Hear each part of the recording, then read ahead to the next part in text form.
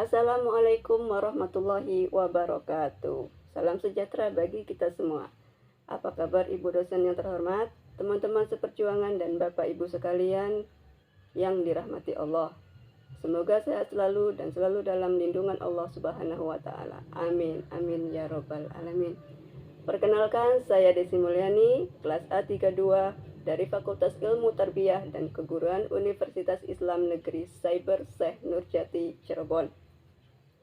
Video presentasi ini saya buat untuk memenuhi tugas ujian tengah semester saya dari Ibu dosen Rani Inka Wijayanti dengan mata kuliah Pengantar Teknologi Informasi. Baiklah, pada video singkat ini saya akan sedikit memaparkan tentang apa itu IoT atau Internet of Things. IoT adalah jaringan perangkat terhubung yang dapat bertukar data dan berinteraksi dengan lingkungan sekitar. Teknologi ini menawarkan banyak kemudahan dan efisiensi dalam kehidupan sehari-hari. Lalu, bagaimanakah IoT itu bekerja? Pertama, sebagai perangkat terhubung. Perangkat IoT seperti sensor, ekuator, dan controller terhubung ke jaringan internet. Yang kedua, yakni sebagai pengumpulan data. Perangkat IoT mengumpulkan data dari lingkungan sekitar dan mengirimkannya ke cloud. Ketiga, yakni sebagai analisis dan aksi. Data dianalisis dan diproses untuk menghasilkan tindakan dan keputusan otomatis. Selanjutnya, yakni contoh aplikasi IoT sederhana. Pertama, sebagai pintu gerbang cerdas, di mana pintu gerbang yang menggunakan aplikasi IoT dapat membuka dan menutup secara otomatis saat mendeteksi kehadiran seseorang. Kedua, sebagai lampu otomatis, menyala dan mematikan secara otomatis berdasarkan keberadaan penggunanya di ruangan. Ketiga, yaitu mendeteksi kebocoran. Mendeteksi dan memberikan peringatan dini jika terjadi kebocoran air ataupun gas. Terakhir, yakni penyiraman otomatis. Nah, pada aplikasi ini sangat membantu para petani dalam bekerja karena menyiram tanaman secara otomatis berdasarkan kelembapan tanah. Lalu, bagaimana dengan manfaat IoT? Manfaat IoT dalam kehidupan sehari-hari pertama sangat efisien, mengoptimalkan penggunaan sumber daya dan meminimalisir pembocoran. Kedua, yaitu sebagai kenyamanan, kemudahan dan mengotomatisasi berbagai aktivitas dalam kehidupan sehari-hari. Sebagai keamanan, dapat meningkatkan keamanan properti dan lingkungan. Terakhir, yaitu sebagai penghemat biaya, mengurangi biaya operasional dan memaksimalkan secara efisien. Sedangkan IoT di sektor kesehatan, pertama dapat memantau pasien, di mana di sini para dokter dapat dibantu memantau kondisi kesehatan pasien secara real dan time.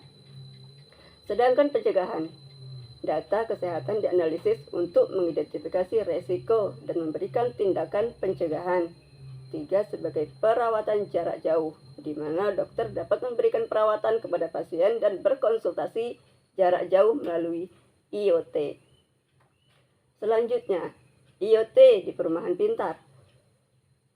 Pertama, sebagai kontrol energi, mengatur penggunaan listrik, air, dan suhu ruangan secara otomatis.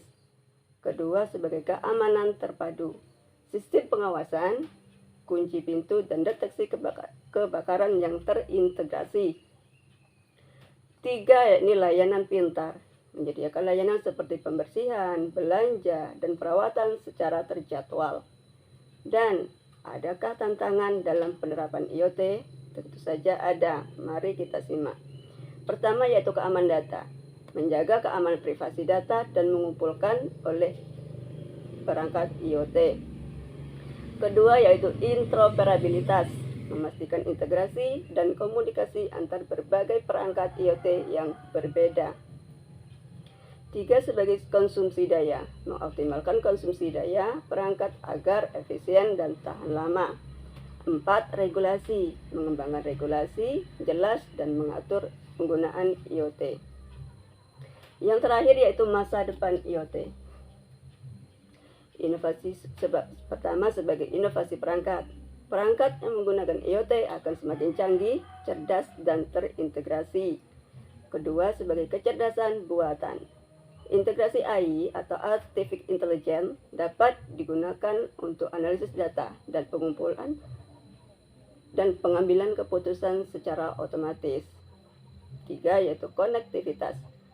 Seperti yang telah kita ketahui bahwa jaringan internet saat ini sudah merambah ke jaringan 5G, di mana komunikasi dapat diakses secara real time. Terakhir yaitu sebagai privasi dan keamanan. Dalam hal ini dapat diartikan sebagai perlindungan data yang lebih baik melalui teknologi yang semakin canggih. Nah, Bapak Ibu sekalian, demikianlah penjelasan singkat dari saya tentang IoT atau Internet of Things pada video singkat ini. Semoga dapat dipahami dan sedikit menambah wawasan Bapak Ibu sekalian mengenai IoT. Sangat semangat selalu, salam sejahtera. Semoga selalu dalam lindungan Allah Subhanahu wa Ta'ala. Sampai jumpa di video selanjutnya. Wassalamualaikum warahmatullahi wabarakatuh. See you.